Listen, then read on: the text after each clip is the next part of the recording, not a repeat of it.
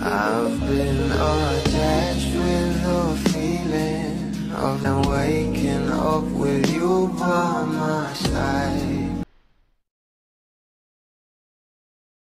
Alam naman natin kung gaano nga talaga kaganda at nakaka-excite na ang bawat eksena ng ating bingling sa Can't Buy Me Love. Kaya naman top 1 on iWant, top 5 on Netflix, good ratings, 200 to 300k views of YouTube episodes, 350k peak concurrent viewers. Dahil nga dyan ay talagang umani nga agad to ng maraming komento. At ayon nga dito, it's when you do your best and them all good things come to you. Congratulations Don Bell.